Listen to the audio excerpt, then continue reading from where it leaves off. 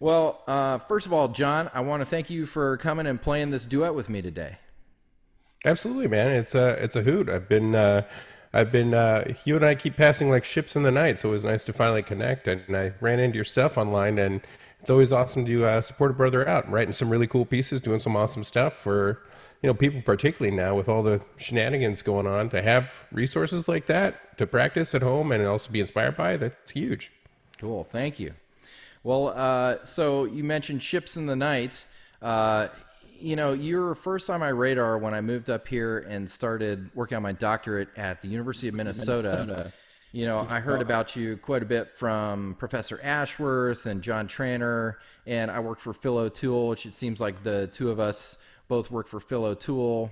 So yeah, you must have left shortly before I got there in 2005. Burned every bridge and was run out of town. You got it. I was there, I think, 98 to 2000 for my master's, and then came back somewhere around '03 to do the last, boy, I compressed a bunch of coursework into about a year to do the residency, a lot of courses, and that's when, so I'd actually worked with Nick Kariakis originally with the original AV crew, and then when Phil Oh took yeah. over, I was working with him when I came back. So it was interesting to see the guard change, and also kept hearing good stuff about you over the years as well. Oh, cool. Well, I'm glad to hear that. So the title of the tune, Lakeside A meets Silicon B. A lot of this I was thinking, especially in the very beginning of the piece when Jeff Bailey's doing that beautiful bass solo. I was thinking a lot about the dichotomy between this long winter we're entering here in Minnesota and the beautiful San Francisco Bay Area. Up here, there's a lot of differences between beautiful summertime fishing on a lake, all the scenic beauty, and then the stark contrast of all the snow and the ice and cold and winter. And also, I was thinking about the contrast between your move from Red Wing, Minnesota to the Bay Area. And I was wondering if you could tell us a little bit about what brought you to San Francisco. Like all good stories, I was on my way to a thing, and then I met a special someone. So I was heading back to go down to LA and do the studio thing. That's kind of what I'd modeled most of my preparation for years after, and where I'd had my kind of eyes set on. Looked into I was working for Disney for a year, and then in the off year, a buddy of mine, Matt, had worked up at this awesome music camp up in a thousand-year-old redwood forest. So in the in between years, before I had picked up another one up in Paris for a summer, I went up there and met a gal, and then ended up in the Bay Area, and everything around 2000 onward. That's been our where our causing trouble and getting into mischief. That sounds wonderful. So a lot has changed, obviously, up here since you were here in school. A lot of your old friends have continued their lives. And do you stay in contact with anybody? Indeed, I get to light up my buddies every once in a while, Master Dugan and Mr. Tranter. We get to cross paths, and I was trying to see if I can coerce you into, or guilt trip you into, writing a really cool quartet for us to do once everything opens up again. They're both just really fine human beings, and incredible players. Learned a lot from them, and always just inspired. And also, it's always a fun hang when we get to cross paths. Yeah, you bet.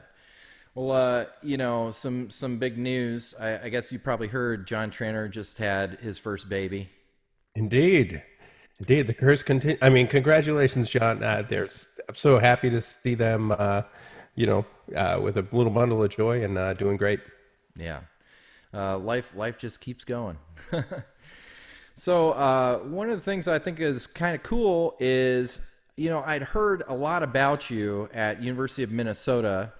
When I first got there, like I mentioned, from Professor Ashworth, Mike Dugan was there when I was there, from through Phil O'Toole, John Tranter, all these same people crossed paths with me when I first got up there to school, when I first got to school there.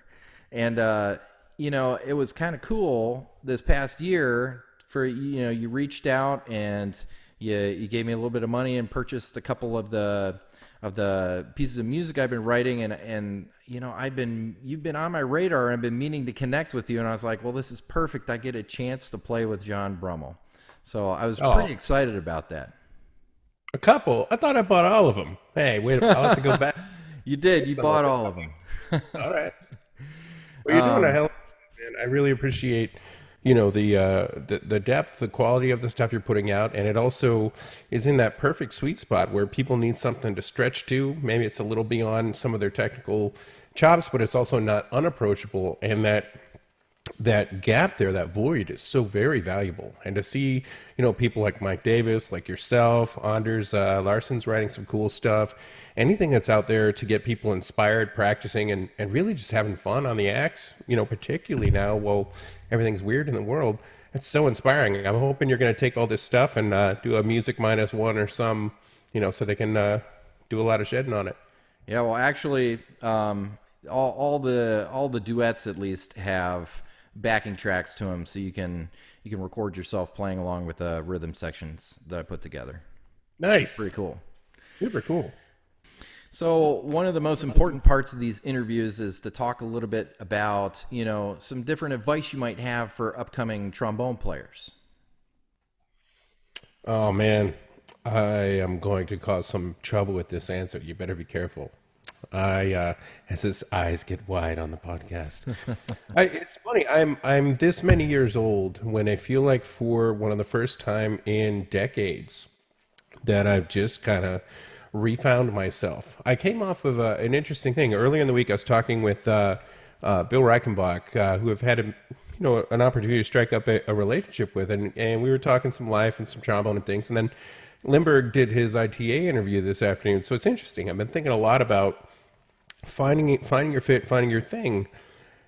And I spent many years chasing the dragon, trying to get the gig, trying to get the perfect thing, trying to land the orchestra drop, trying to win the audition, trying to do this, and got real far, won some, lost many, always improved, worked a lot on my head, my heart, my mindset. I would say that as a young player developing, the two most important things that you can do is really, on a mechanical level, there's no bones about it. Everybody you talk to, everybody you study, you watch, people in execution, and you get inside their head and talk to them. Because I've made it a passion for the last, decades that, to try to figure out what are these guys doing. And Lindbergh's talking today about there's a time in your life, where you have to spend a year and do just 8 hours a day of just practice. Dennis Wick said the same thing to him. Tom Ashworth said the same thing to me when I came to do my master's. And until that point, I hadn't really buckled down. But really, there's no substitute. Talent is great, but there is no substitute for hard work and elbow grease, fundamentals, lip slurs, long tones. The stuff Mike Davis is doing with the 15-minute warm-up got me back into doing the Remington stuff that I knew I should have done all the time, but sometimes I would flake off. If you can put that on, play with a great player, do something like that, there's just no substitute for putting in the time, hitting the woodshed, fundamentals, lip slurs, long tones, articulation, etudes, sounding good on your instrument. But the second half of that, for me, which only took me about, 3 or 4 decades longer than I would have wished, was you have to figure yourself out. Find your jazz, find your place, find your thing that lights you up. And I've worked in all these different worlds that, particularly, when I came out here, it's a little less so today, but, a lot of places in the, when I'm in the clubs and doing some of the sessions with the freelance cats, there was a term that I shall not dignify today because I don't want to get canceled, but there was that is just a bunch of legit. I'll let you insert word there. Mm-hmm. And then that was a very stratified world. And then I would be working with the Freeway Philharmonic or sometimes with the symphony or the opera and going in. And it's a very different world. And you don't, and it's like disavow, you're not part of the other culture, two very separate worlds. And I found myself stretched and pulled between all these things. It was only after a lot of work on my head and my heart and a lot of School of Hard Knocks that I finally realized, man, you just got to find your jazz, find your place, find the thing that lights you up. Yes, practice, shed, get all the nuts and bolts, practice all styles, jazz, classical, rock, funk, everything. But then if you have a draw, an excitement, a passion, you know, what Lindbergh did with the solo repertoire, what I find I'm finally finding my home again now, more in kind of a crossover between the classically trained, but some of the commercial applications and the studio work. But I found myself for years and years chasing what seemed like the perfect gig when that wasn't necessarily what my head, my heart, and everything aligned. And when you have a mismatch of that nature, you'll always end up undercutting your own performance. And more importantly, you're pushing so hard, you forgot why you got into the biz in the first place. It's because you like to blow through this stupid thing, and then loud farty sounds come out the other end. And we like playing with other people. And things are weird right now, but they're going to be back, and you're going to be playing with your buddies again.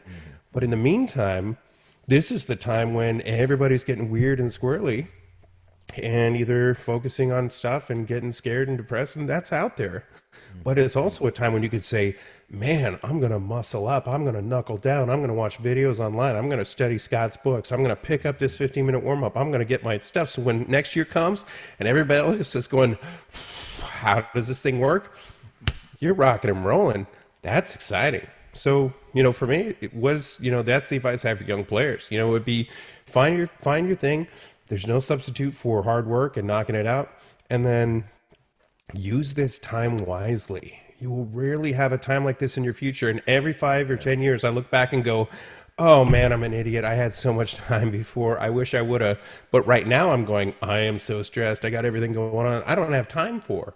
But in 10 years, I'm going to look back and go, oh, I wish I hadn't squandered that time. Yeah. So take advantage of the opportunity when you find it. That's great advice. Do you have any stuff that you want to talk about? Maybe like projects or things maybe you've done in the past or are coming up, things that you're excited about? I'm excited about this. I think more than anything I have been in a while. And I'm not going to lie, this was really hard for me. Mm-hmm. You know, I had a bunch of life stuff going on that don't need to really dignify here. I had a lot of mechanical stuff in the studio that was causing me to pull out what little hair I have left.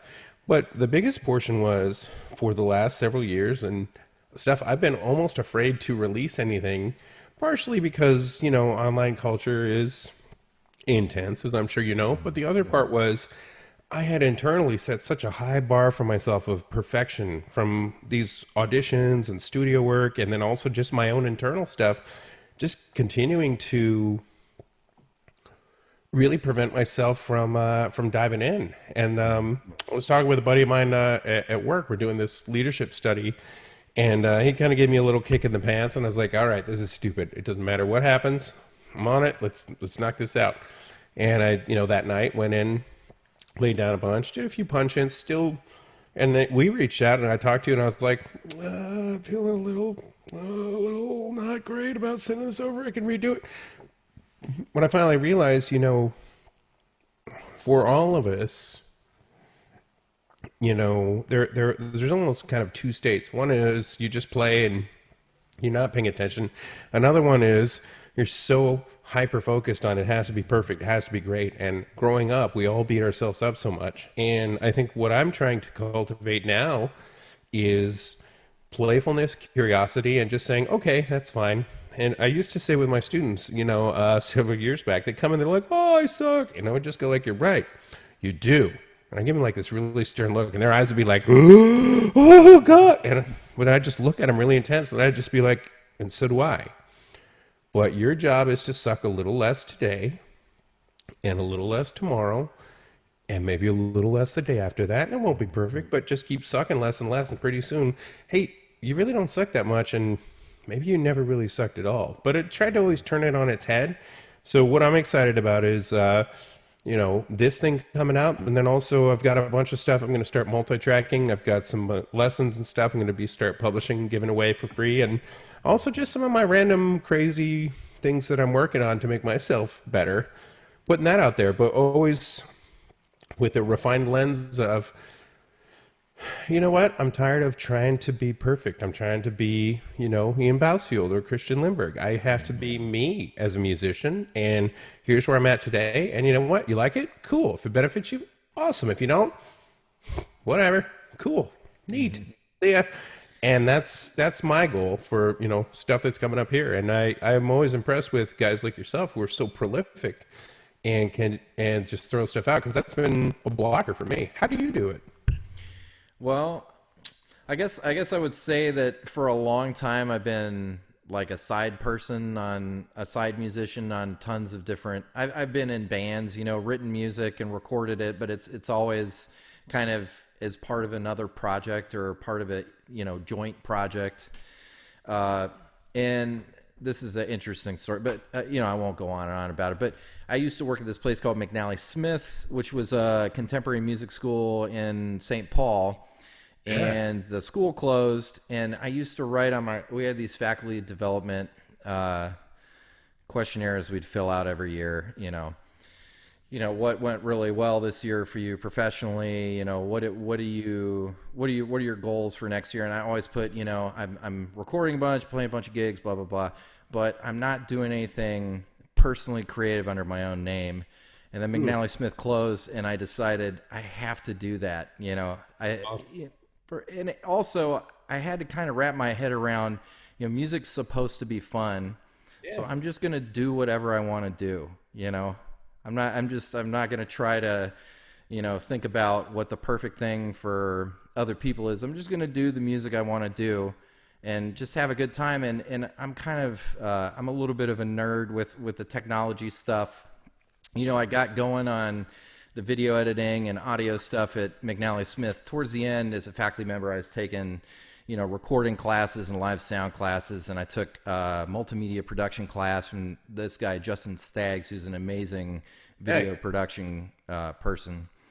And that just kind of got me going with enough info to just start doing something. I mean, it's not as high quality as, somebody that's a serious video producer or audio engineer or something, but it gives me the tools so that I can be creative and artistic, and it makes it so that I can make a musical statement that I enjoy, that I think's fun. Indeed, you're putting out a lot of really great stuff, and it's really cool to see, you take the initiative and to drop that stuff out there in the world, and I think a lot of people are going to benefit from that. Cool. Well, even if nobody else buys a duet or checks out the materials, at least I'm able to make an artistic statement, and that in itself is good for me. Yeah, it's so interesting. That was funny. I've been on a jag for the last 6 months. I've done more listening, I think, than I ever did in the last 20 years, and it's been one of the ways to kind of deal with some of the crazy stuff that's going on. I've been really interested in listening a lot to Corey Wong, and it's curious you bring up the music school closing, because I think he and Gastangwe may have been at the same place, and yep, and a similar idea. But it's so refreshing to see, really high quality, positive, and uplifting music coming out there in the world. And it's interesting to see a couple lightning or three different lightning strikes from that same kind of era and crowd. So they were onto something. Mm-hmm. It was a great school. A lot of talented students there that are playing, out in the community now. It was kind of like I don't know if this is the best story to tell, but the people that would go recruit students at college fairs or something, they'd look around the room and see the person with the piercings and the tattoos and say, come on, this is your school. Come on over here. And I thought, I like that about our school. Our school was like, you could be a creative person, and, that was what it was about. And I felt like, despite things going downhill at the end, I thought the actual coursework and the students and the learning and the sort of the fellowship of those students there at that school, just they had a beautiful community there that was a nurturing environment for those people to grow up in. And I really I thought that there was some great stuff happening there. Indeed. What a nice blessing to be able to pay that forward, through the stuff you're doing today. Well, doing my best. Well, John, what do you say we go record this duet? Fire it up. Red light's on. Let's do it.